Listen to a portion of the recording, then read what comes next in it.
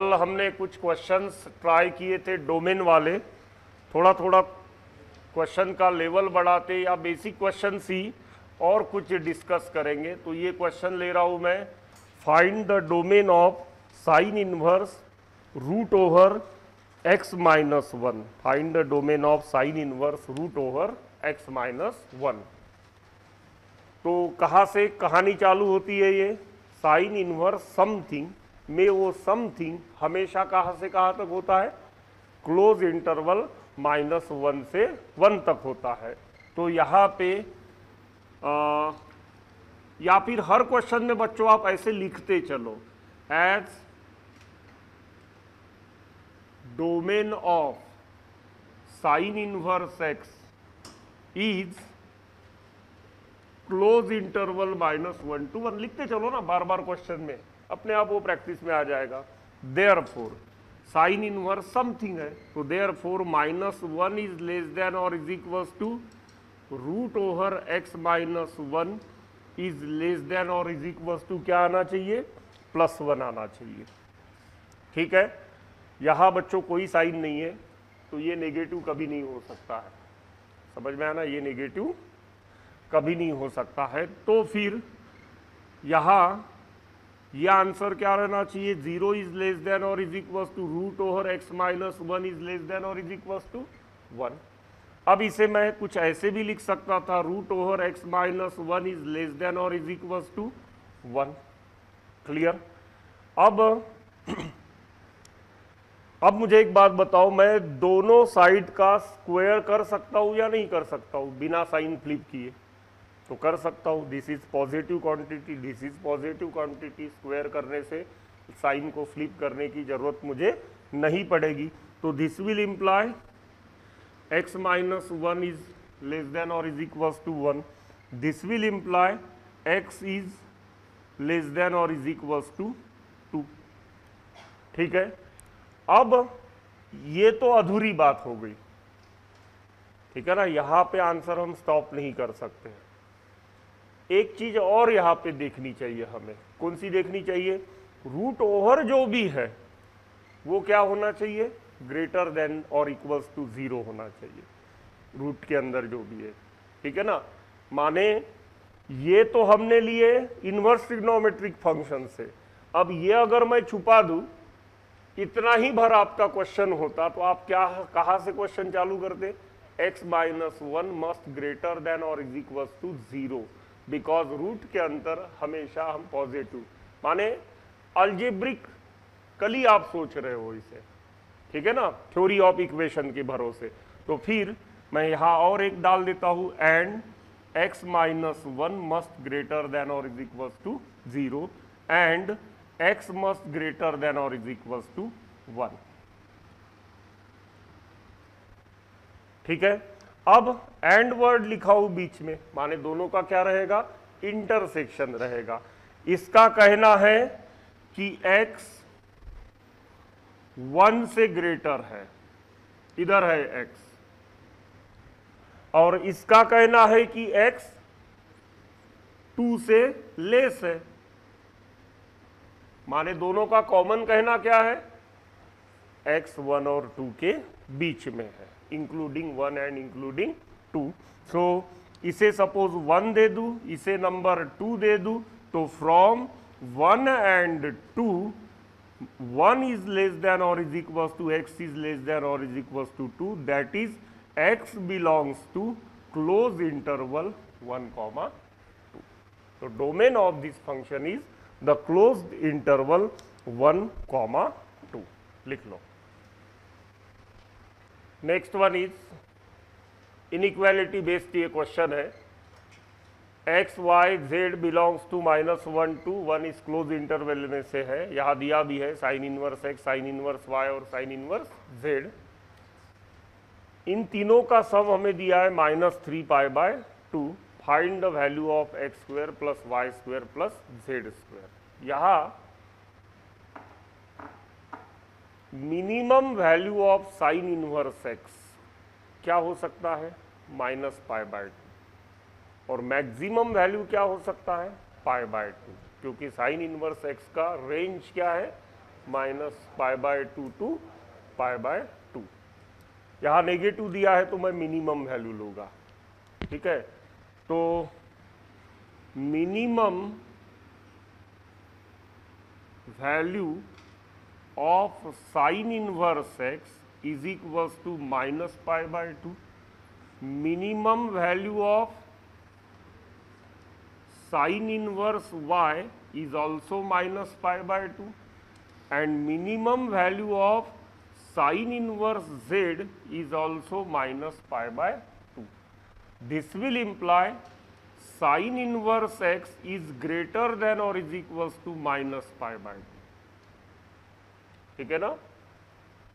यहाँ पे sine inverse y is greater than और इज इक्वल्स टू -π/2 और sine inverse z is also greater than और is equals to -π/2। Greater than माने π/2 पे एंड होगा, ये भी ध्यान में रखो, ठीक है ना। बिटवीन इससे ग्रेटर है लेकिन π/2 से लेस है।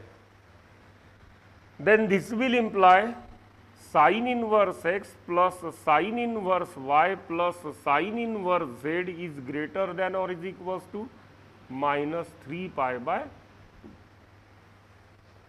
ठीक है। देयरफॉर हमें गिवन क्या है, sine inverse x plus sine inverse y plus sine inverse z is equals to -3π/2। This is we are given, equality हमें गिवन है। तो ऐसा कब पॉसिबल है, ये तीनों क्या रहेंगे, -π/2 रहेंगे, तब ये पॉसिबल है, ठीक है ना। तो this will imply sine inverse x is equals to -π/2, cos inverse sine inverse y is also equals to -π/2। Exact equal होना चाहिए, हमने इनइक्वालिटी पे चेक किया, हमें इक्वालिटी गिवन है, तो ये क्या होना चाहिए, अब एग्जैक्ट इक्वल होना चाहिए।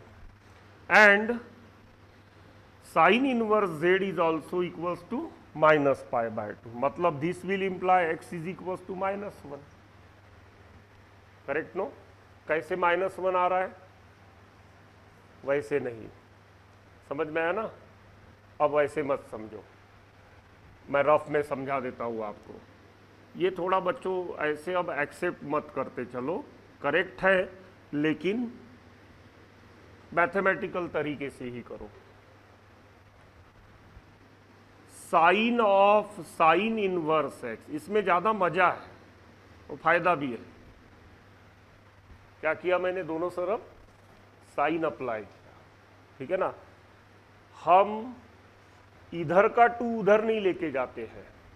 2x इज इक्वल्स टू 5 है तो x इज इक्वल्स टू 5/2 लिखते हैं हम। अब हमारे माइंड में हम क्या पोर करते आ रहे हैं, बिल्कुल बचपन से, इधर का 2 डिवीजन में चले गया। मैं भी पढ़ाते समय ऐसे बोल देता हूं, लेकिन एक्चुअली क्या होना चाहिए, डिवाइडिंग बोथ साइड्स बाय 2। ये क्या है, एक्चुअल मैथमेटिकल वे क्या है इसका समझने का, डिवाइडिंग बोथ साइड्स बाय 2, ये इसका एक्चुअल तरीका है। तो यहां मैंने क्या किया, अप्लाइंग साइन।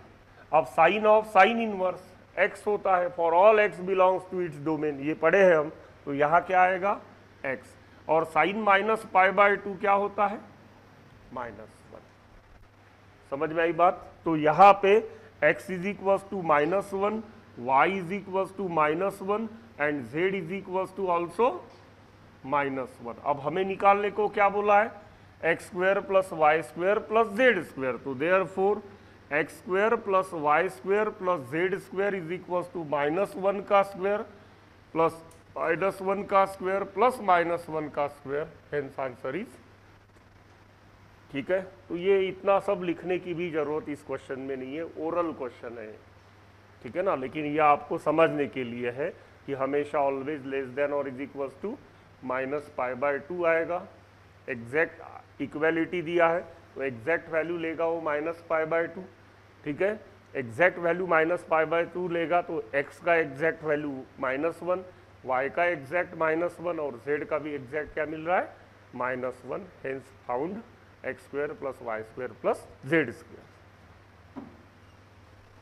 नेक्स्ट वन बिल्कुल सिमिलर क्वेश्चन है। If x, y, z belongs to X comma Y comma Z था, मैंने हर जगह एक्स लिख दिया यहाँ गलती से। Here want Y, here want Z, here want Y, here Z, Z Y. हाँ, x comma y comma z belongs to close interval -1 to 1 such that sin inverse x plus sin inverse y plus sin inverse z is equals to 3 pi by 2। अब positive दिया है, अब क्या लेंगे आप, less than और is equals to pi by 2 हर किसी को, और फिर इक्वालिटी दिया है तो तीनों के तीनों इक्वल टू पाई बाई 2 आएंगे। मतलब इसका आंसर 3 आने वाला है और इसका आंसर 0 आने वाला है। समझ में आई ना बात? क्यों? क्योंकि sine inverse pi by 2, sorry sine inverse x is equal to pi by 2 है तो x इज इक्वल टू 1 मिलेगा, वैसे ही y1 और वैसे ही z1, तो 1 का पावर चाहे जो रहे 1 + 1 + 1 आंसर विल कम 3, और यहाँ 3 आएगा और यहाँ 9 डिवाइडेड बाय 3 माने 3 आएगा, तो 3 - 3 क्या हो जाएगा, 0 हो जाएगा। क्लियर? तो as sin inverse x is less than or is equals to pi by 2, cos inverse x is less than or is equals to pi by 2, cos inverse sin inverse चाहिए था, sin inverse y, and sin inverse z is less than or is equals to pi by 2। Therefore sin inverse x plus sin inverse y plus sin inverse z must less than or is equals to 3 pi by 2, but we are given sin inverse x plus sin inverse y plus sin inverse z is exactly equal to 3 pi by 2 दिया है, तो therefore हमें क्या मिलेगा, sin inverse x is equals to pi by 2, sin inverse y is equals to pi by 2 and sin inverse z also equals to, we will get pi by 2। माने x is equals to 1, y is equals to 1 and z is equals to 1 मिलेगा। ये values डाल के 1 और 2 आप दोनों solve कर लो, एक का आंसर 3 आएगा और एक का 0। नेक्स्ट सिमिलर टाइप का क्वेश्चन है, लेकिन अब रेशो यूज किया गया है कॉस इनवर्स। तो पहले कॉस इनवर्स में डोमेन क्या है, क्लोज इंटरवल -1 to 1, और रेंज क्या है, 0 to पाई।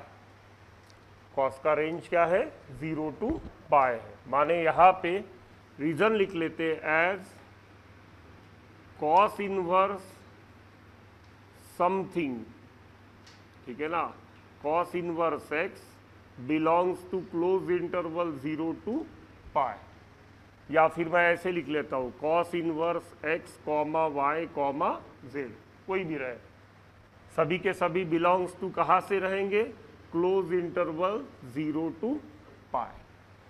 ठीक है, therefore cos inverse x is greater than और is equals to 0, cos inverse y is greater than और is equals to 0 and cos inverse z is greater than और is equals to 0, लेकिन ध्यान रहे टर्मिनल लिमिट पाई है यहाँ पे। ठीक है, this will imply cos inverse x plus cos inverse y plus cos inverse z must greater than or is equals to 0, but what we are given, we are given cos inverse x plus cos inverse y plus cos inverse z is equals to 0। फिर ये step हमारे लिए क्या imply करेगा कि cos inverse x is equals to 0 होना चाहिए, cos inverse y भी 0 होना चाहिए और cos इनवर्स z भी 0 होना चाहिए। अब cos इनवर्स x 0 है तो यहाँ लेके देता हूँ मैं आपको सेपरेटली समझा देता हूँ। Applying cos on both sides, तो cos of cos inverse x is equals to cos of 0, cos of cos inverse x बचेगा और cos 0 का वैल्यू क्या होता है 1, तो this will imply x is equals to 1, y is equals to 1 and z is equals to 1, and therefore x plus y plus z is equals to 1 plus 1 plus 1, answer is coming 3। So next one is बिल्कुल similar है again, वही question है, सिर्फ यहाँ cos inverse X plus cos inverse Y plus cos inverse Z 3 pi दिया है, माने upper limit लेना पड़ेगा और ये हमें निकालना है। तो मैं लिमिट्स के भरोसे एक्स वाई जेड के वैल्यूज निकाल के देता हूँ, बाकी का आप कर लो। तो as cos inverse x comma y comma z belongs to closed interval 0 to pi, therefore cos inverse x is less than or is equals to pi, या 0 से लिख सकते हो इधर, cos inverse y is less than or is equals to pi, और cos inverse z is less than or is equals to pi, adding तो cos inverse x plus cos inverse y plus cos inverse z must less than or is equals to 3 pi, but we are given cos inverse x plus cos inverse y plus cos inverse z is equals to 3 pi, then this will imply cos inverse x is equals to pi, cos inverse y is also equals to pi, and cos inverse z is also equals to pi।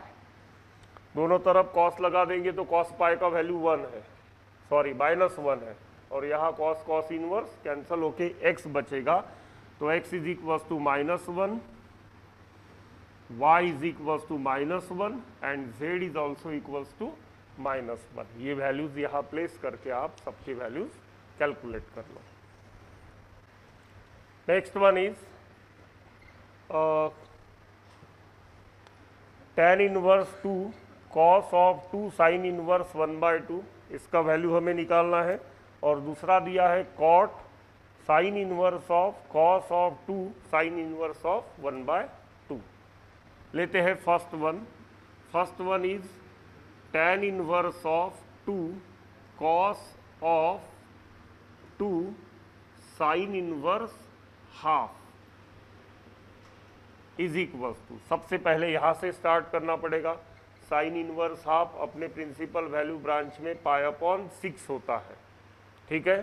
तो here एक एक step मैं पूरी लिखता हूँ, आप चाहो तो फिर डायरेक्ट कर सकते हो। तो 2 cos 2 इंटू π/6 आएगा यहाँ पे, ठीक है। अब 2 इंटू π/6 मीन्स π/3।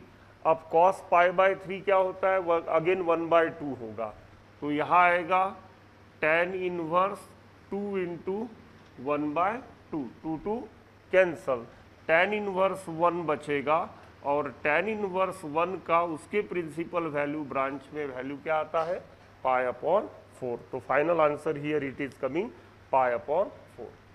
उसी तरीके से सेकंड वन देखते हैं, cot of sine inverse cos of 2 sine inverse half, ठीक है। ये π/4 में इधर कर लेता हूँ थोड़ा, दैट इज इक्वल्स टू, यहाँ थोड़ा डायरेक्ट करूँगा मैं, साइन इनवर्स हाफ माने π/6, 2 into π/6 means π/3, cos π/3 means again 1/2 माने half, sine inverse half means π/6, तो यहाँ क्या बचा फिर, cot π/6 जो होता है √3। क्लियर, तो सेकंड आंसर इज कमिंग √3। यहाँ cot π/4 गिवन है, चेक कर लो कहीं मिस्टेक किया क्या, मैं रिपीट कर लेते हैं। साइन इनवर्स हाफ π/6 माने π/3 आएगा, cos π/3 का वैल्यू भी हाफ है, साइन इनवर्स हाफ फिर से π/6 आएगा, और cot π/6 क्या आएगा, √3 ही आएगा। क्वेश्चन शायद मैं cot of sine inverse of cos of, अच्छा tan इनवर्स 1 दिया था, there I return sine inverse half, चलो ठीक है, कोई फर्क नहीं पड़ेगा, कर लो। ये इंटरेस्टिंग क्वेश्चन है, विच इज ग्रेटर tan 1 या tan इनवर्स 1। अब इसे शॉर्ट में हम कैसे समझेंगे, पहले तो tan इनवर्स x का ग्राफ आपके माइंड में लाओ, ऐसे है इंक्रीजिंग, बराबर है। tan x का ग्राफ आपके माइंड में लेके आओ, ऐसे है अगेन इंक्रीजिंग, ओके, ग्राफ से अगर दोनों ग्राफ इमेजिन करोगे तो फटाक से आंसर तभी के तभी समझ में आएगा। क्लियर? अगर अलजेब्रिक करना है तो यहां tan इनवर्स 1 होता है पाई अपॉन 4। अब पाई अपॉन 4 मीन्स 3.14 डिवाइडेड बाय 4, माने 0 पॉइंट समथिंग, जो 1 से लेस है, माने पाई अपॉन 4 1 से लेस है। This will imply 1 is greater then and 1 is greater than pi by 4। अब tan एक इंक्रीजिंग फंक्शन है, यहां ध्यान रहे इनइक्वालिटी है। tan क्या है? इंक्रीजिंग फंक्शन है, माने इधर tan लगाऊंगा उधर tan लगाऊंगा तो क्या हो जाएगा, साइन फ्लिप करने की जरूरत नहीं है। समझ में आया ना? तो this will imply tan 1 is greater then, यहाँ पे 1 minute, 1 is greater than pi by 4 मिला, तो tan 1 is greater than tan pi by 4 मिलेगा। मतलब tan 1 इज ग्रेटर देन 1। समझ में आई बात? tan 1 ग्रेटर देन 1 है और 1 पाई बाय 4 से बड़ा है। तो सपोज मैं इसे नंबर 1 दे दूं और इसे नंबर 2 दे दूं, तो फ्रॉम 1 एंड 2 क्या रिलेशन आएगा? यहां रिलेशन आएगा tan 1 is greater then 1 is greater than pi by 4, या फिर डायरेक्टली मैं पाई बाय 4 लिख देता हूं। समझ में आई ना बात? यहां देखो 1 पाई बाय 4 से बड़ा है, tan 1 1 से बड़ा है, माने tan 1 पाई बाय 4 से क्या रहेगा? बड़ा रहेगा। अब पाई बाय 4 की जगह क्या लिखूंगा मैं? तो पाई बाय 4 की जगह मैं लिख सकता हूं tan इनवर्स 1। समझ में आया? तो कौन ग्रेटर है? tan 1 is greater than tan inverse 1। Clear? Repeat करता हूं, क्या किया मैंने? tan इनवर्स 1 पाई बाय 4 है, ओके, और हमें पता है कि 1 पाई बाय 4 से बड़ा है।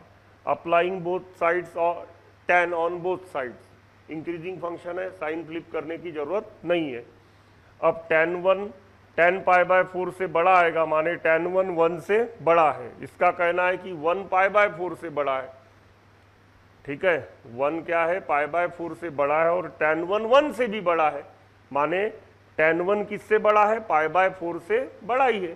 तो पाई बाय 4 की जगह मैंने क्या लिख दिया? पाई बाय 4 माने क्या होता है? tan इनवर्स 1, तो पाई बाय 4 की जगह रख दिया मैंने tan inverse 1। Hence tan 1 is greater than tan inverse 1। Note it down. One is, बड़ा प्यारा क्वेश्चन है ये, find the minimum value of n for which tan inverse of n divided by pi is greater than pi by 4। देखते हैं, as tan inverse of n divided by pi is greater than pi upon 4, ठीक है, then this will imply tan inverse of n by pi is greater than tan of pi by 4। ऐसा कर सकते हैं, increasing function है, ठीक है ना, साइन फ्लिप करने की जरूरत नहीं है। यहाँ आप जानते हो कि क्या बचेगा? n divided by pi is greater then 1, माने n is greater than pi means n is greater than approximately 3.14 approx, ठीक है। अब n belongs to natural number है, तो therefore n में equals to 4 5 6 so on, therefore minimum value of n is equals to. Clear हो गया? लिख लो। So next one is find the domain of, function बदल बदल के हम क्वेश्चंस बना रहे हैं, ठीक है ना, फिर मिक्स्ड क्वेश्चंस देखेंगे। अभी हम जितना बेसिक पढ़े हैं उसको थोड़ा रिकॉल करने के लिए इन्वर्स ट्रिग्नोमेट्रिक फंक्शंस बदल बदल रहे हैं। पहले साइन इन्वर्स से चालू किया था हमने, ठीक है। अब कहाँ पहुँचे हम? सेक इन्वर्स पे। तो find the domain of sec inverse 2x + 1। तो here we are given f of x is equals to sec inverse 2x + 1। अब सेक इन्वर्स समथिंग का डोमेन क्या था? Since domain of sec inverse x is equals to r minus set of close interval -1 to 1 था। या फिर ऐसे लिखो, ज़्यादा फायदे का रहेगा, -∞ to -1 क्लोज था, यूनियन 1 क्लोज टू इंफिनिटी था। समझ में आई बात? याद करो ग्राफ, है ना, सेक इन्वर्स x का, या फिर याद करो सेक x को, उसका एक ब्रांच लो, टुकड़ा, और फिर उसको घुमा दो, तो अपने आप आपको क्या मिल जाएगा? Domain of sec inverse x। तो ये तुरंत याद आना चाहिए। अब देयरफॉर हमारा जो f ऑफ x है उसमें x की जगह क्या है? समथिंग की जगह 2x + 1 है। तो यहाँ पे 2x + 1 मस्ट लेस देन और इज इक्वल्स टू -1,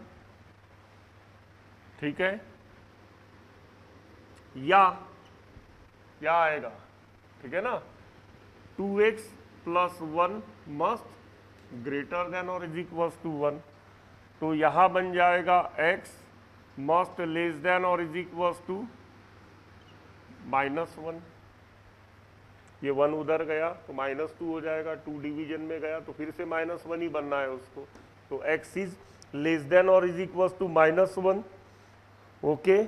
और या यहाँ 1 1 कैंसिल हो गया, 2 0 के डिवीजन में गया तो 0, x इज ग्रेटर देन और इज इक्वल्स टू 0।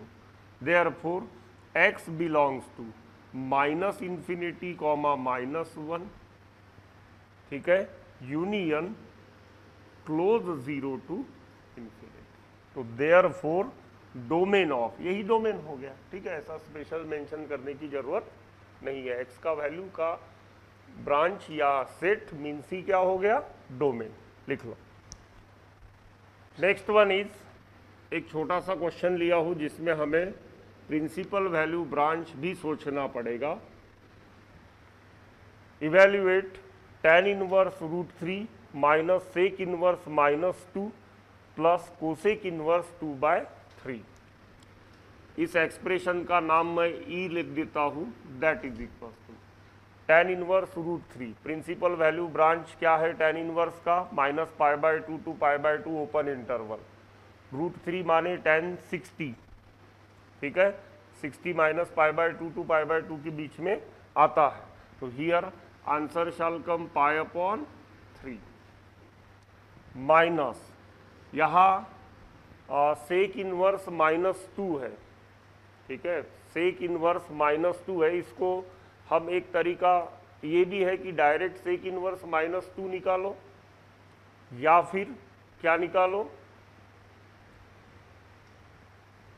सेक ये नॉन फंक्शन है। सेक क्या देखे थे? नॉन फंक्शन देखे थे। तो यहाँ पे क्या लिख सकता हूँ मैं? पाई माइनस सेक इनवर्स 2 लिख सकता हूँ, प्लस, अब थोड़ा इजी जाएगा, इसका भी वैल्यू रख ही देते हैं, ये 2/√3, ठीक है ना, π/3। तो यहाँ आएगा π/3। तो ये π/3 प्लस π/3 2π/3 माइनस पाई माइनस, अब सेक इनवर्स 2, ठीक है ना, कॉस याद करो π/6, ठीक है ना, कॉस π/3 उसमें आएगा ना ये, माने यहाँ पे क्या बनेगा? π/3 बनेगा। So here it will come π/3। After all आपको हेल्प लेना है ट्रिग्नोमेट्रिक फंक्शन की, इसकी हेल्प लेना है। तो ये 2π/3 है और यहाँ पर भी क्या आएगा 2π/3, हेंस आंसर मस्ट कम 0। ठीक है, एक और लेते हैं। Suppose question is given 2 sec inverse 2 minus 2 cosec inverse of -2, इसको एक्सप्रेशन ई नाम दे देते हैं। अब फिर से 2 as it is, sec inverse 2 का वैल्यू क्या आएगा π/3। आप जानते हो कि कोसेक इनवर्स एक ऑड फंक्शन है, तो cosec inverse -θ minus cosec inverse θ होता है, तो ये बाहर का साइन प्लस, और यहाँ बनेगा कोसेक इनवर्स 2। यहाँ आएगा 2π/3 + 2, यहाँ क्या आएगा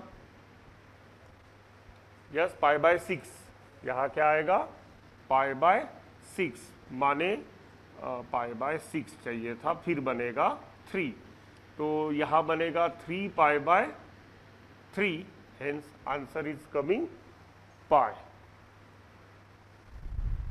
नेक्स्ट वन इज, इस टाइप का भी ये तीसरा चौथा क्वेश्चन होगा। अब थोड़ा सा डायरेक्टली करेंगे। If cosec inverse x plus cosec inverse y plus cosec inverse z is equal to -3π/2, find the value of x/y plus y/z plus z/x। यहाँ हम जानते हैं कि कोसेक इनवर्स x का मिनिमम वैल्यू होता है -π/2, सॉरी मिनिमम वैल्यू नहीं, क्या -π/2 से वो माइनस नीचे जा रहा है, ठीक है ना। यहाँ -3π/2 है, यहाँ एग्जैक्ट वैल्यू हमें क्या चाहिए -π/2, यहाँ -π/2 और यहाँ -π/2।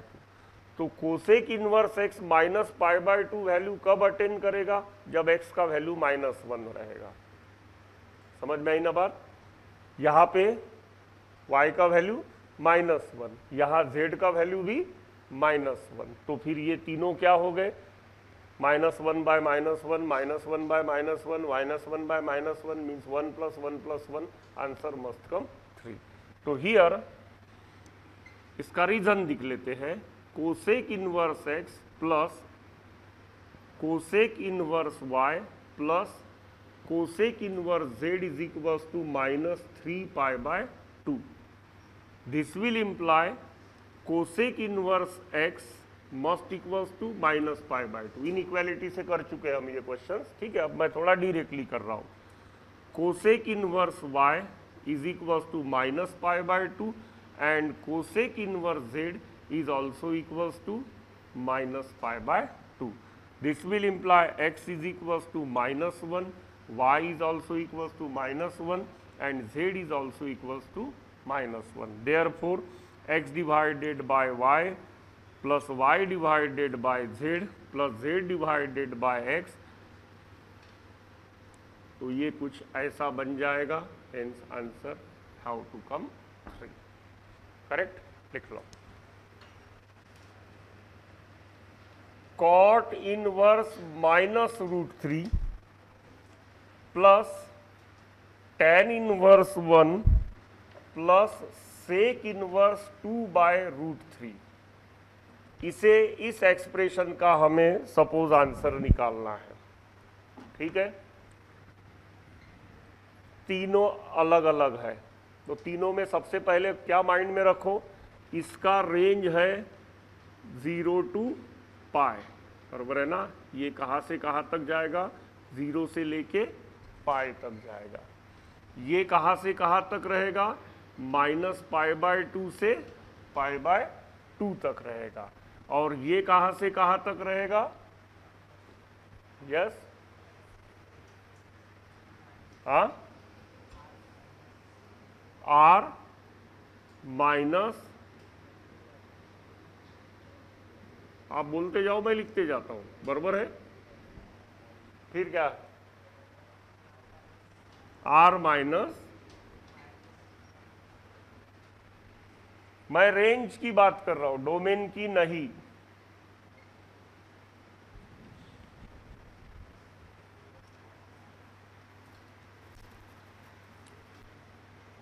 तुरंत सोच लो सेक का क्या था, सेक का डोमेन, सेक थीटा,